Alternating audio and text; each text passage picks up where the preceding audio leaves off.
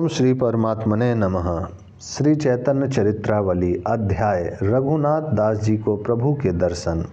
स्त्रियों के कटाक्ष रूपी बाण जिसके हृदय को नहीं बेंधते, अर्थात जो स्त्रियों के हाव भाव कटाक्षों से घायल नहीं होता, जिसके चित्त को क्रोध रूपी अग्नि संताप नहीं पहुंचा सकती और जिसे प्रचुर विषय लोभ रूपी पासों से अपनी ओर नहीं खींच सकते, यानी जिसकी दृष्टि में संसारी सभी भोग तरण के समान है, वह धीर महापुरुष इस संपूर्ण त्रिलोकी को बात की बात में जीत सकता है।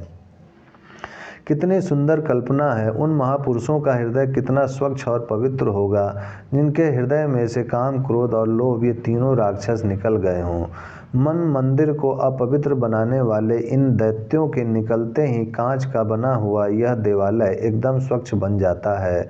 विषय विकारों की धूलि से मलिन हुआ यह मंदिर इन महापापी पेटुओं के चले जाने पर प्रेम रूपी अमृत में अपने आप ही धुलकर चमचमाने लगता है। तब उसमें प्राण प्यारे आकर विराजमान हो जाते हैं। मंदिर में उनकी प्राण प्रतिष्ठा होते ही यह देह रूपी बाहरी बरामदा भी उसके दिव्य प्रकाश से चमकने लगता है। आह, जिस महाभाग के हृदय में प्यारे की त्रैलोक पावनी मूर्ति की प्राण प्रतिष्ठा हो चुकी है, उसके चरण स्पर्श से ही विकार एकदम भाग जाते हैं। आह, उन पतित पावन महानुभावों का जीवन धन्य है। संसार में सुंदर दिखने वाले, चमक दमक युक्त और स्वच्छ से प्रतीत होने वाले सभी पदार्थ काम उद्दीपन करने वाले हैं। ये पुरुषों को हठात अपनी ओर आकर्षित कर लेते हैं। उनमें से मादक किरणें निकलकर मनुष्यों के मन को बरबस मोह में फंसा लेती हैं और कोई धीर पुरुष ही उनके आकर्षण से बच सकते हैं। वे मनुष्य नहीं, साक्षात ईश्वर हैं, नर रूप में नारायण हैं, शरीरधारी भगवान हैं। उनके चरण धूलि परम भाग्यवान पुरुषों को ही मिल सकती है। महात्मा रघुनाथ दास जी उन्हीं धीर पुरुषों में से एक हैं। महात्मा रघुनाथ दास जी के पिता दो भाई थे, हिरण्य मजूमदार और गोवर्धन मजूमदार। ये दोनों ही भाई बड़े ही समझदार, कार्यकुशल और लोक व्यवहार में परम प्रवीण थे। हम पहले ही बता चुके हैं कि उन दिनों राजा की ओर से गांवों का ठेका दिया जाता था और ठेका लेने वाले भूमधिपति या जमींदार पराये कायस्थ या मुसलमान ही होते थे। ये दोनों भाई भी कुलीन कायस्थ ही थे और बादशाह की ओर से इन्हें मजूमदार की उपाधि मिली थी। ये वर्तमान 30 बीघा नामक नगर के समीप सप्तग्राम नाम के ग्राम में रहते थे। उन दिनों सप्तग्राम गंगा तट पर होने के कारण वाणिज्य व्यापार की एक अच्छी मंडी समझा जाता था, कारण कि उन दिनों व्यापार पराये नौकाओं द्वारा ही होता था। इनके इलाके की उस समय की आमदनी लगभग 20 लाख रुपए के सालाना की थी। उसमें से ये 12 लाख तो बादशाह को दे देते थे और शेष 8 लाख अपने पास रख लेते थे। उन दिनों 8 लाख की आमदनी बहुत अधिक समझी जाती थी। आज की 1 करोड़ की आमदनी से भी बढ़कर उन दिनों के 8 लाख थे। इन दोनों भाइयों की बादशाह के दरबार में खूब प्रतिष्ठा थी और इनकी बात का कोई पूर्ण विश्वास करते थे। इनकी बात का सब कोई पूर्ण विश्वास करते थे। इतने धन की होने पर भी ये लोग पूरे आस्तिक थे। इनके दरबार में विद्वान पंडितों का खूब सम्मान किया जाता और बहुत से ब्राह्मण पंडित आश्रय से अपनी आजीविका चलाते थे। महाप्रभु के पिता पंडित जगन्नाथ मिश्र की भी ये लोग कुछ न कुछ सेवा करते ही रहते थे तथा नवद्वीप के बहुत से पंडित इनके यहाँ आते जाते रहते थे। श्री अद्वैताचार्य के चरणों में इन दोनों भाइयों की पहले से ही भक्ति थी, कारण कि इनके कुल पुरोहित श्री बलराम आचार्य साथ अद्वैताचार्य की बहुत अधिक प्रगाढ़ता थी। इसीलिए महात्मा हरिदास कभी कभी सप्तग्राम में जाकर बलराम आचार्य के घर ठहर जाते। आचार्य इनकी नाम निष्ठा पर मुग्ध थे। वे इन्हें पुत्र की भांति स्नेह करते थे। इसी कारण ये दोनों जमींदार भाई भी हरिदास जी के प्रति श्रद्धा के भाव रखने लगे। हिरण्य दास ने संतान थे, केवल गोवर्धन दास के ही एक संतान थी और उसी संतान से वे जगतवंद और अमर हो गए। महात्मा रघुनाथ दास के पिता होने का लोक विख्यात सौभाग्य इन्हीं गोवर्धन दास जी को प्राप्त हुआ था। बालक रघुनाथ दास पहले से ही बड़े तेजस्वी और होनहार प्रतीत होते थे अपने कुल में अकेले ही होने के कारण चाचा तथा पिता का इनके ऊपर अत्यधिक स्नेह था। बालकपने से ही इनके स्वभाव में गंभीरता थी। ये बहुत ही कम बातें करते, कभी किसी से अपशब्द नहीं कहते, बड़ों के सामने सदा नम्र रहते। राजपुत्र होने के कारण वैसे ही बड़े सुंदर और कोमलांग थे। फिर इतनी बड़ी नम्रता तो सोने में सुगंध का काम दिया। जो भी इनकी मोहिनी मूर्ति को देखता वही मुग्ध हो जाता। पिता ने अपने पुत्र को प्रसिद्ध पंडित बनाने की इच्छा से अपने कुलगुरु बलराम आचार्य के समीप संस्कृत पढ़ने भेजा। विनयी रघुनाथ अपने पोथितियों को स्वीकार लेकर आचार्य के घर पढ़ने जाने लगे। उन दिनों महात्मा हरिदास जी आचार्य के घर पर ही रहकर अनिरस जोर जोर से भगवान नामों का उच्चारण किया करते थे। सरल स्वभाव वाले कोमल प्रकृति के रघुनाथ दास पर हरिदास जी धर्मनिष्ठा का बड़ा भारी प्रभाव पड़ा। वे घंटों एकटक भाव से हरिदास जी के मुखमंडल की ओर निहारते रहते और उनके साथ कभी कभी बेसुध होकर कीर्तन भी करने लगते। हरिदास जी के हृदय में भी बालक रघुनाथ जी की सरलता और भावुकता ने अपना घर बना लिया। वे मन ही मन उस जमींदार के कुमार को प्यार करने लगे। धीरे धीरे रघुनाथ दास बड़े हुए। उनके मन को इतना अतुल वैभव अपनी ओर आकर्षित नहीं कर सका। विषय भोग उन्होंने काटने के लिए दौड़ने लगे और उनका मन मधुप अप्राकृतिक सजे हुए परम रमणीक उद्यान को छोड़कर खुले हुए वनों में स्वच्छंदता भाव से विचरण करने के निमित्त व्याकुल होने लगा। जिन सोने चांदी के ठीकरों को सर्वस्व समझकर लोग बुरे से बुरे कामों को करने में भी आगा पीछा नहीं करते और उनकी प्राप्ति के निमित्त प्राणों की बाजी लगाने में भी कभी संकोच नहीं करते, उन्हीं स्वर्ण के सिक्कों को रघुनाथ दास जी अपने पथ के कंटक समझते थे। उनका मन राजकाज में बिल्कुल नहीं लगता था। वे तो परमार्थ पथ को परिष्कृत करने वाले सत्संग के लिए तड़पते रहते थे। परिवार वालों को इनका यह व्यवहार अरुचिकर प्रतीत होता था। वे इन्हें भांति भांति के संसारी प्रलोभन देते थे। अनेक अनेक प्रकार की भोग सामग्रियों द्वारा इनके मन को उनमें फंसाना चाहते थे, किंतु उनके सभी प्रयत्न निष्फल हुए। जो मधुराति मधुर मिश्री का आस्वादन कर रहा है उसे गुण देकर अपने विष में करना मूर्खता ही है। सभी को इनकी ऐसी दशा पर चिंता हुई। उस समय महाप्रभु संन्यास लेकर शांतिपुर में अद्वैताचार्य के घर ठहरे हुए थे।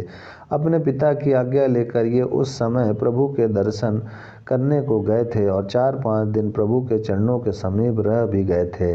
महाप्रभु तो पूरे पारखी थे। वे इनके रंग ढंग से ही ताड़ गए कि यह जन्म सिद्ध पुरुष है, संसार में यह चिरकाल तक संसारी बनकर नहीं रह सकता। फिर भी प्रभु ने इन्हें समझा बुझाकर अनासक्त भाव से गृहस्थी में रहकर संसारी काम करते रहने का उपदेश करके घर लौटा दिया। पिता ने जब देखा कि पुत्र का चित्त संसारी कामों में नहीं लगता, तब उन्होंने एक बहुत ही सुंदरी कन्या से इनका विवाह कर दिया। गोवर्धन दास धनी थे। राजा और प्रजा दोनों के प्रति इनकी प्रीति भाजन थे। सभी लोग इन्हें प्रतिष्ठा की दृष्टि से देखते थे। राजाओं के समान उनका वैभव था, इसीलिए उन्हें अपने पुत्र के लिए सुंदर से सुंदर पत्नी खोजने में कठिनता नहीं हुई। उनका ख्याल था कि रघुनाथ की युवा अवस्था है, वह परम सुंदरी पत्नी पाकर अपनी सारी उदासीनता को भूल जाएगा और उसके प्रेम पास में बंद कर संसारी हो जाएगा। किंतु विषय भोगों को ही सर्वस्व समझने वाले पिता को क्या पता था कि इसकी शादी तो किसी दूसरे के साथ पहले ही हो चुकी है। उसके सौंदर्य के सामने इन संसारी सुंदरियों का सौंदर्य तुच्छति तुच्छ है। पिता का यह भी प्रयत्न विफल ही हुआ। परम सुंदरी पत्नी रघुनाथ दास को अपने प्रेम पास में नहीं फंसा सकी। रघुनाथ दास उसी प्रकार संसार से उदासीन ही बने रहे। अब जब रघुनाथ दास जी ने सुना कि प्रभु वृंदावन नहीं जा सके हैं, वे रामकेली से लौटकर अद्वैताचार्य के घर ठहरे हुए हैं, तब इन्होंने बड़ी ही नम्रता के साथ अपने पूज्य पिता के चरणों में प्रार्थना की कि मुझे महाप्रभु के दर्शनों की आज्ञा मिलनी चाहिए। महाप्रभु के दर्शन करके मैं शीघ्र ही लौट आऊँगा। इस बात को सुनते ही गोवर्धन दास किम कर्तव्य मूढ़ हो गए, किंतु वे अपने बराबर के युवक पुत्र को जबरदस्ती रोकना भी नहीं चाहते थे। इसलिए आंखों में आंसू भरकर उन्होंने कहा, बेटा, हमारे कुल का तू एकमात्र दीपक है। हम सभी लोगों को एकमात्र तेरा ही सहारा है। तू ही हमारे जीवन का आधार है। तुझे देखे बिना हम जीवित नहीं रह सकते। मैं महाप्रभु के दर्शनों से तुझे रोकना नहीं चाहता, किंतु इस बूढ़े की यही प्रार्थना है कि तू मेरे इन सफ़ेद बालों की ओर देखकर जल्दी से लौट आना, कहीं घर छोड़कर बाहर जाने का निश्चय मत करना।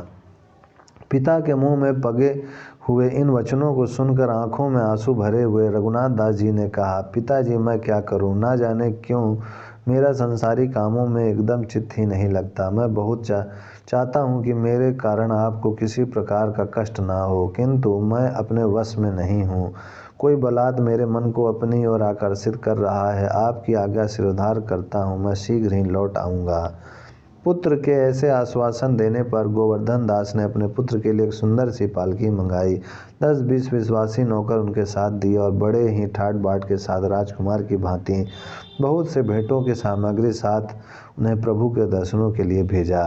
जहाँ से शांतिपुर दिखने लगा वहीं से ये पालकी पर से उतर गए और नंगे पाँव ही धूप में चलकर प्रभु के समीप पहुँचे। दूर से ही भूमि पर लौटकर इन्होंने प्रभु के चरणों में साष्टांग प्रणाम किया। प्रभु ने जल्दी से उठकर इन्हें छाती से चिपटा ली और धीरे धीरे इनके काले घुंघरैले बालों को अपनी उंगलियों से सुलझाने लगे। प्रभु ने इनका माथा सूंघा और अपनी गोदी में बिठाकर बालकों की भांति पूछने लगे, तुम इतनी धूप में अकेले कैसे आए? क्या पैदल आए हो? साथ में नौकर नहीं लाए? तुम्हारा मुख एकदम सूखा है, इसका क्या कारण है? रघुनाथ दास जी ने इन प्रश्नों में से किसी का भी कुछ उत्तर नहीं दिया। वे अपने अश्रु जल से प्रभु के कसाय वस्त्रों को भिगो रहे थे। इतने में ही रघुनाथ दास जी के साथ सेवकों ने प्रभु के चरणों में आकर साष्टांग प्रणाम किया और भेंट की सभी सामग्री प्रभु के सम्मुख रख दी।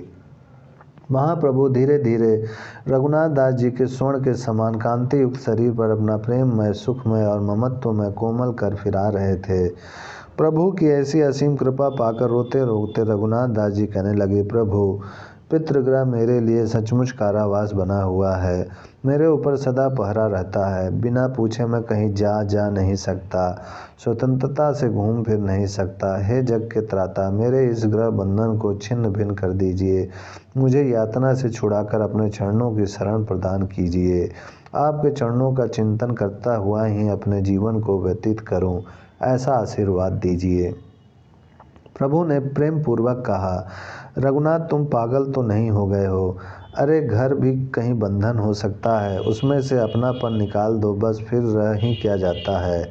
जब तक ममत्व है तभी तक दुख है। जहाँ ममत्व दूर हुआ कि सब अपना अपना ही है। आसक्ति छोड़कर व्यवहार करो। धन, स्त्री तथा कुटुंबियों में अपने पने के भाव को भुलाकर व्यवहार करो। रघुनाथ दास जी ने रोते रोते कहा, प्रभु मुझे बच्चों की भांति बहकाइए नहीं। यह मैं खूब जानता हूँ कि आप सबके मन के भावों को समझकर उसे जैसा अधिकारी समझते हैं वैसा ही उपदेश करते हैं।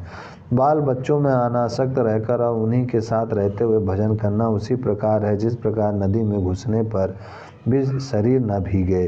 प्रभु ऐसा व्यवहार तो ईश्वर के सिवा साधारण मनुष्य कभी नहीं कर सकता। आप जो उपदेश कर रहे हैं वह उन लोगों के लिए है जिनकी संसारी विषयों में थोड़ी बहुत वासना बनी हुई है।